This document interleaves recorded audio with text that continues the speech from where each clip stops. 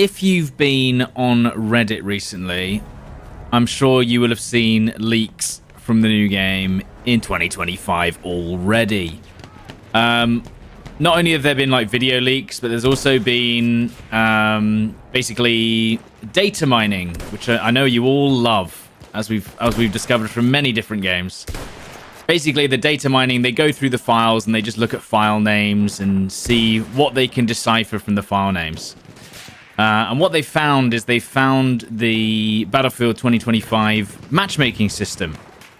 And in that matchmaking system, there's lots of factors that they weigh the matchmaker on. So, you know, score per minute, KDR, whether you're in a party or not.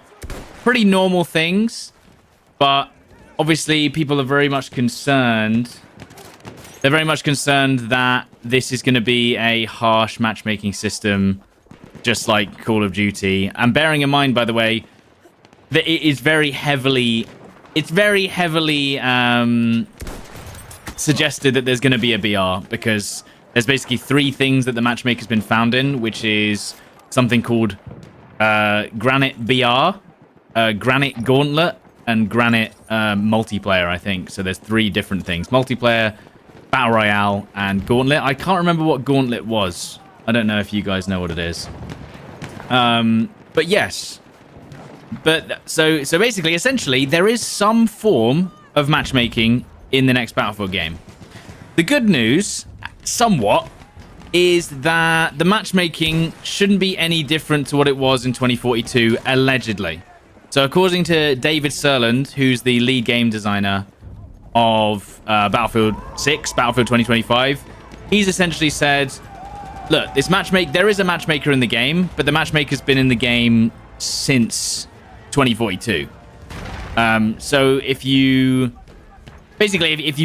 got used to the 2042 matchmaker, then it shouldn't be much different from the matchmaking in the new game, is what they're trying to say.